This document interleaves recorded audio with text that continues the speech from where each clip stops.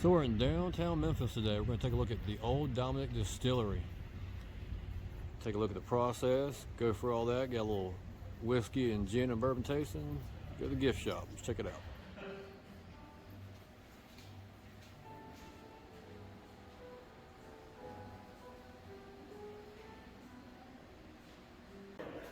My name is Walton. I'm your tour guide this afternoon.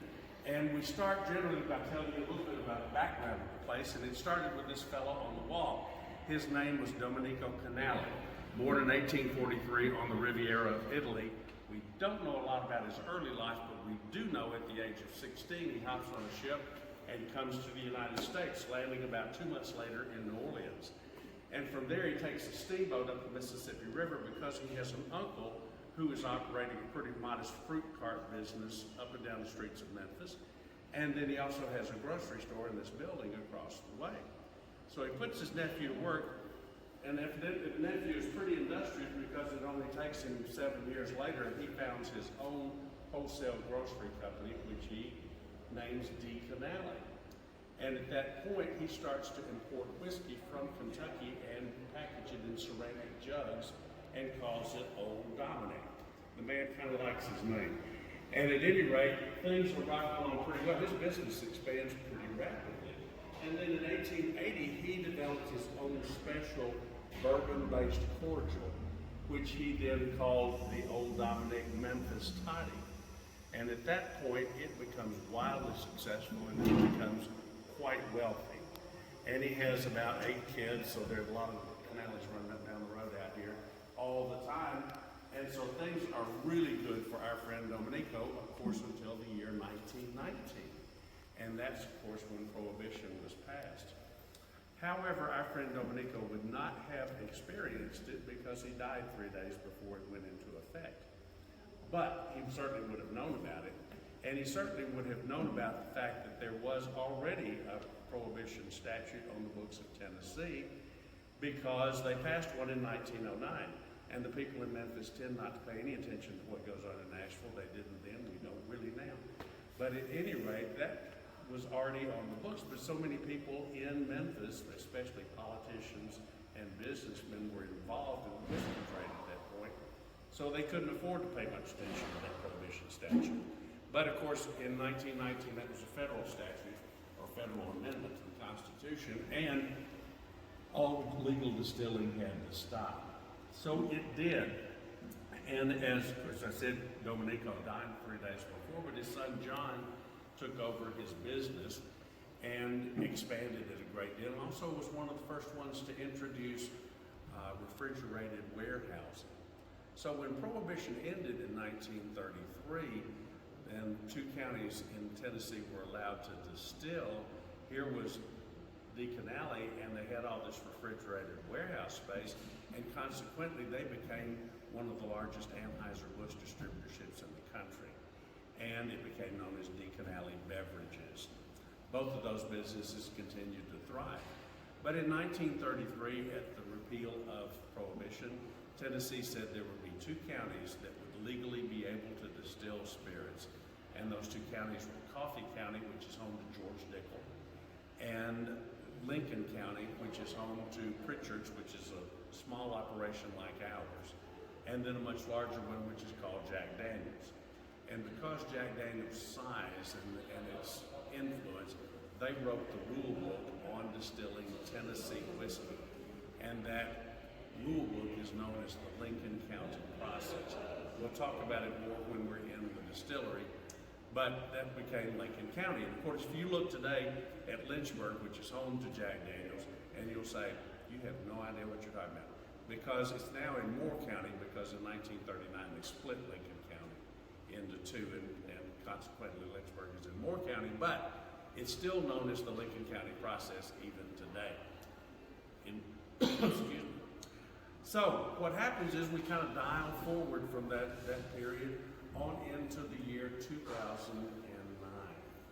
And that is when, well, we can dial it forward to the early 2000s because both of those D. Canali companies were sold to other people, generating a good deal of capital. But in 2009, the great-great-grandsons of Domenico found a bottle of that old Memphis Memphis I. They heard about it all their life. They found an old warehouse down here. And of course, they cracked that jewel open to find out what it was about, and it was pretty disgusting because it was over a century old. It had not held up. But they knew about it, and so they thought there must be some merit to it. Let's find out. Sent it to a beverage laboratory in California, and from there they were able to analyze it or reverse engineer it, as they term it, and they came up with a recipe. And so these guys make this recipe of this old Memphis I, and it is very, very well received by just family and friends, and that gave them the idea to start this distillery, which they did, excuse me, in 2013.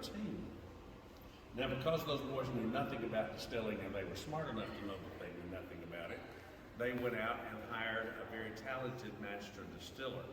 Her name is Alice Castle. She comes from Kentucky. She has a distilling background. She had got her degree at the University of Kentucky in chemical engineering. She is one of the few female master distillers in the country. She's the very first one in Tennessee. Excuse me, and she is currently the president of the Tennessee Distillers Guild. She is quite an accomplished person for someone so young. But they brought her in here at the very outset. So everything that you see and everything that you taste have been under her supervision from the get-go. Are your eyes about to glaze over with all of this? No? You're okay. Okay. Do you have any questions thus far? Let's go look. Come on.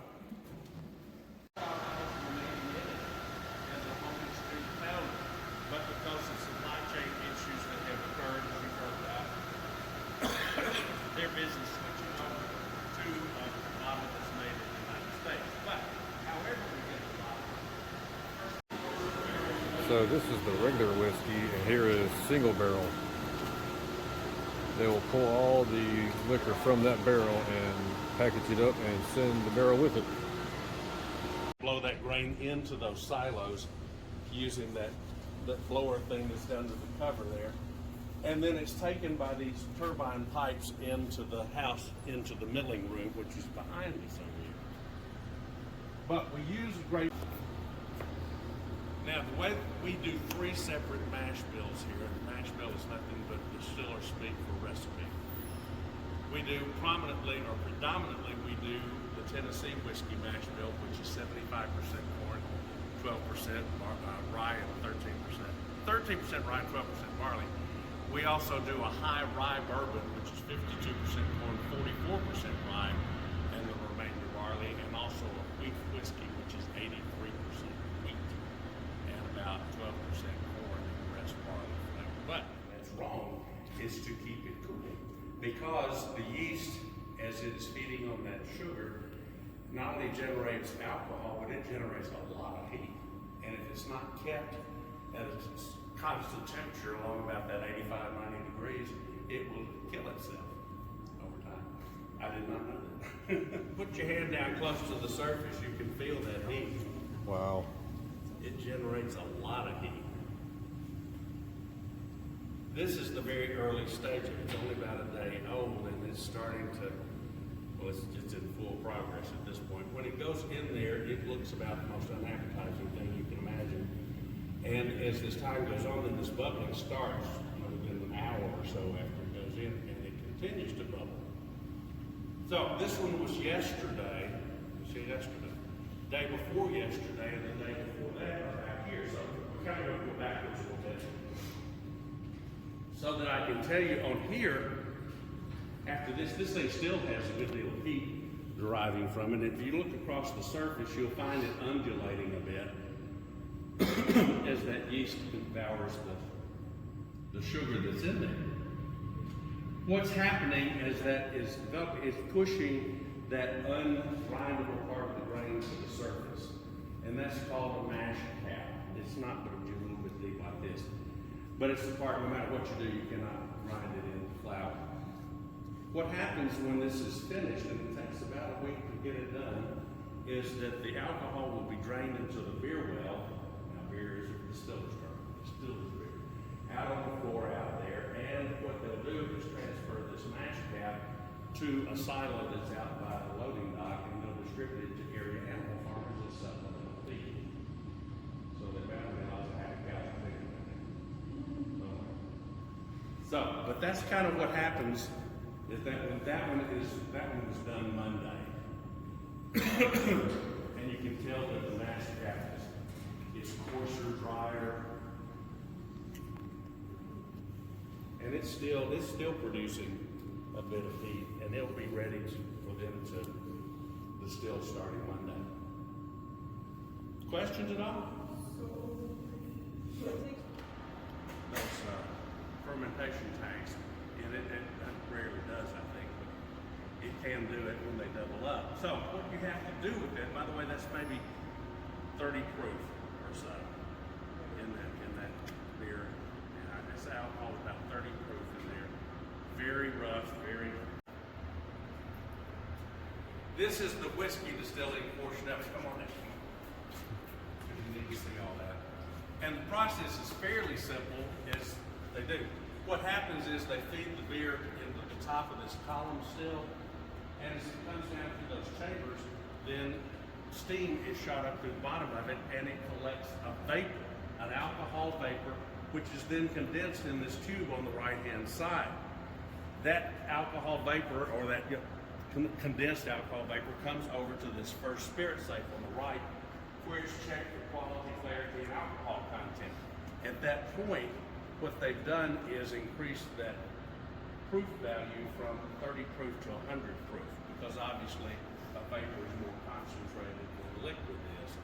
If all is well, it goes to the pot still over here, same process, shooting steam through it, collecting a vapor, condensing it on the left side, and it comes to the spirit safe here.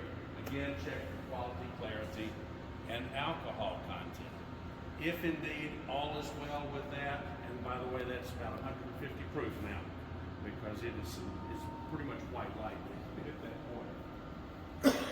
It is then ready to go through part of the Lincoln County process. Remember, we talked about that in Jack Daniel's book.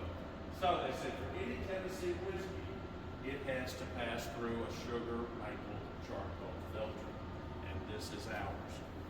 If you go through the Jack Daniel's, that's a very large and very elaborate process, because remember, that's a global brand putting out a lot of whiskey, and they need that to mellow those things into a single taste. Whereas ours, we're small batch operation, and consequently, this will suffice for our needs, but still meet the minimum requirement for that. So once it's passed through that, it goes into the high wine tank down here, and is ready to be barreled at that point. By the way, you started out with roughly 3,600 gallons. You're lucky if you wind up with 200 gallons out of all that, because that's the distilling process is making it very refined for sure. Questions about that thus far? How often do you change the wood in the filter here? As often as kind of needed. It's not a slam bam thing. They check it every once in a while to make sure that it's still filtering. The whole process, whiskey filter process, takes about 6 hours or so to get done. Maybe 5 hours, something like that. Other questions on that at all? Okay, now once you've got it in the high wine tank, it's ready to be barreled. Come on down to barrel land. The other part, I didn't explain that either. Whiskey's a big old term, and it includes things like Scotch and Irish whiskey, and there is a whiskey for just about every country in the world. A subset of that is bourbon, and in order to be bourbon, it has to be made in the United States. It has to have at least 50% corn mash, and it has to age in an oak barrel. Tennessee whiskey, which has the Lincoln County process, and this is the second part of it, is that not only does it have to pass through that sugar maple charcoal filter, it has to live at least 4 years in an unused, charred Tennessee white oak barrel. Not another state, Tennessee white oak. Very fortunate that the Canales have a lot of this lumber on their, or timber on their property in northwest Tennessee. But what happens is they take the lumber and they send it to one of 3 barrel makers in Kentucky. They make the barrel, they char the barrel, and send it back here. But if you've ever seen that, you tube it sometimes because it's a pyromaniac's dream. You set fire to a barrel.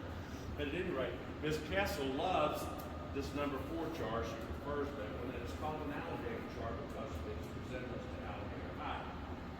What they do, of course, that's to determine the length that the thing stays on fire, essentially, to make it. But this charring essentially crystallizes the sugar in the surface of the wood, and that crystallization will add about 75% of the flavor to the product and 100% of the color that goes in there. So, once it's in this barrel, and there are 53 gallons that are put into the barrel, and after 4 years' time, then if you're lucky, you get maybe 47, 48 gallons, because there's some evaporation no matter what you do.